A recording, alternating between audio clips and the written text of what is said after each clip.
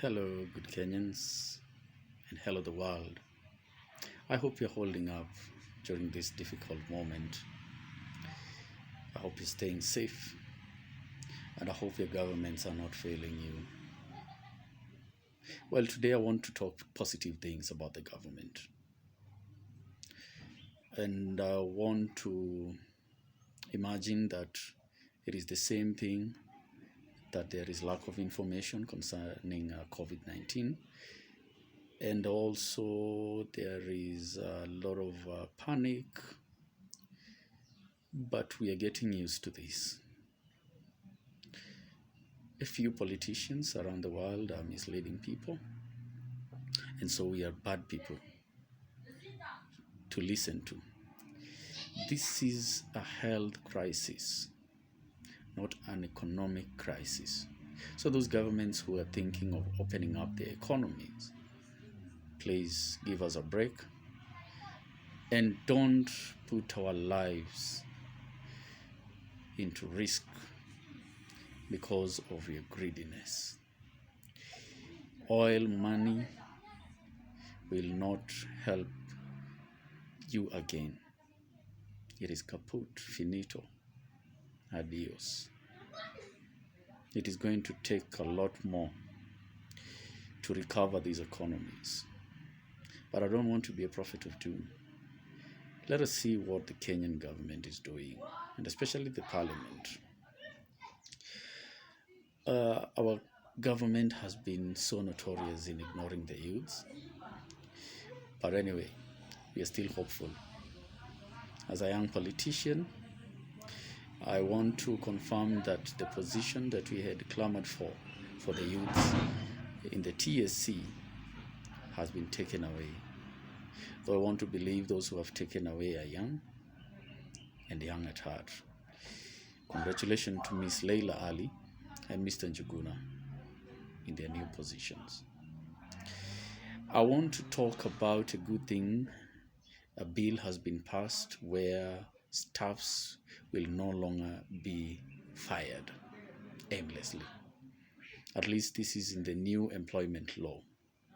So I want to say thank you to the president. Also, the president has assented to the supplementary appropriation bill into law, which is a good thing. A bill of number 22 of this year, which was sponsored by Honorable Kimani Ichung'wa.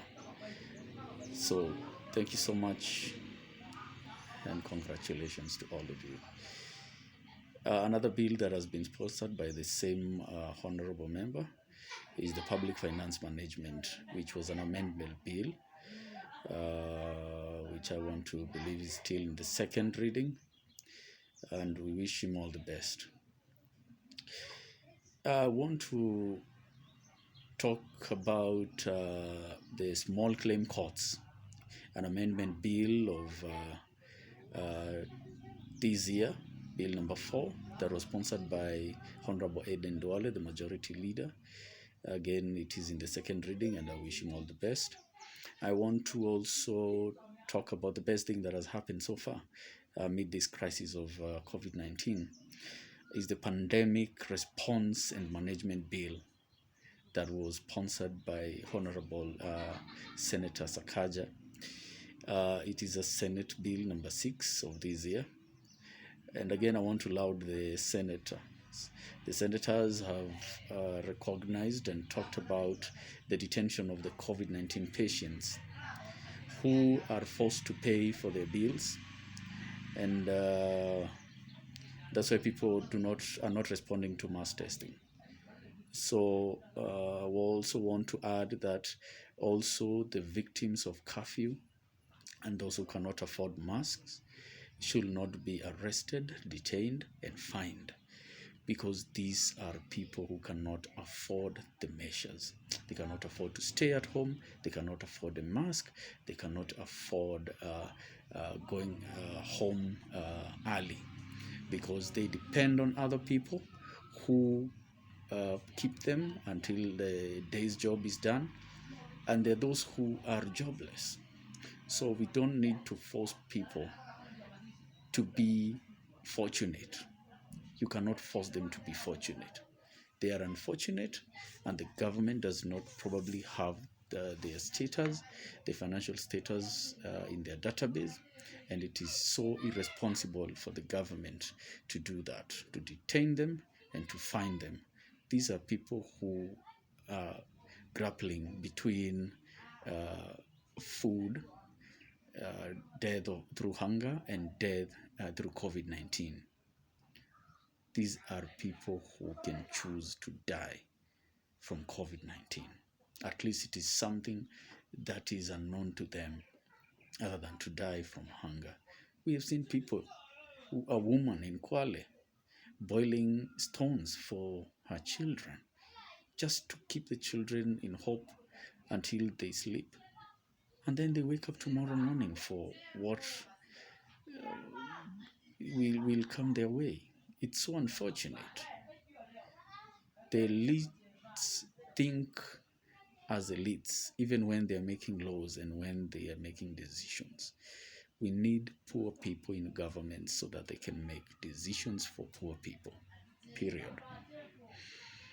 Well, there is another bill that has been passed, which was sponsored by Honorable Kimani Ichung'wah, a bill number 9 of 2020, the Supplementary and Appropriation Bill. I want to believe probably it's in the third hearing or the second. County Allocation Revenue Bill, it's a Senate bill, number 7 of this year, by Senator Muhammad. This is so important because of devolution. So people will want to know how the government is going to come in and assist the county governments in fighting these COVID-19 and mitigating the situation.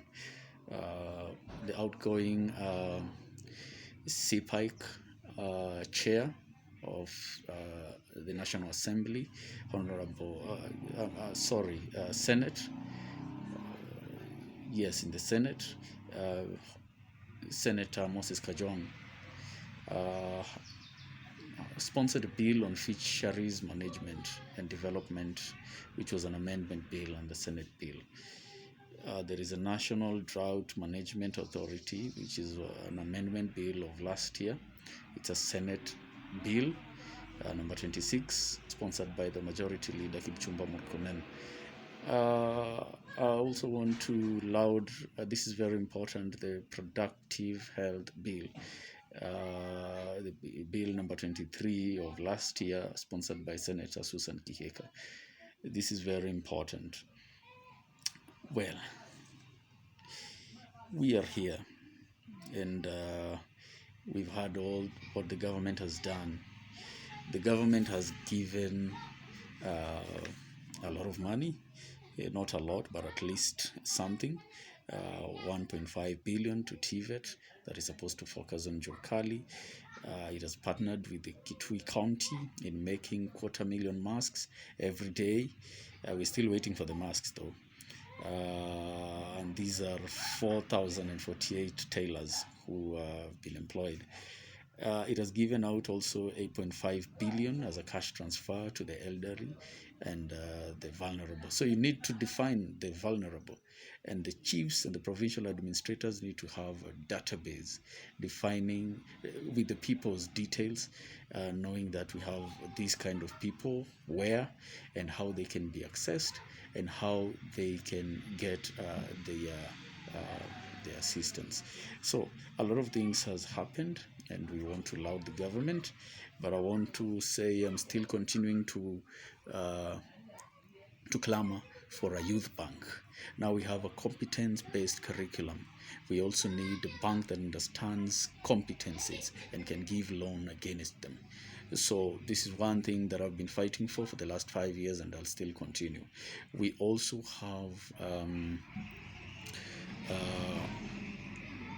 I'm also concerned about the plight of students, and especially those ones who cannot access education at this moment, simply because they cannot afford to have a transistor radio. They cannot afford to have a telephone or a gadget that can access Wi-Fi and internet connection, and all these things. The government need to think about these people who also their schools has been for the all the years since we got independence has been under a tree. So we don't want stories, we need actions. And I want to appreciate all of you and urge you, if you have any public participation that you'd like to reach to the government, just write an email to the clerk at parliament.go.ke and it will reach. Let us participate in building our country. Step by step, we shall reach there. Thank you so much. My name is Isaac and an aspiring politician. Keep safe and good riddance.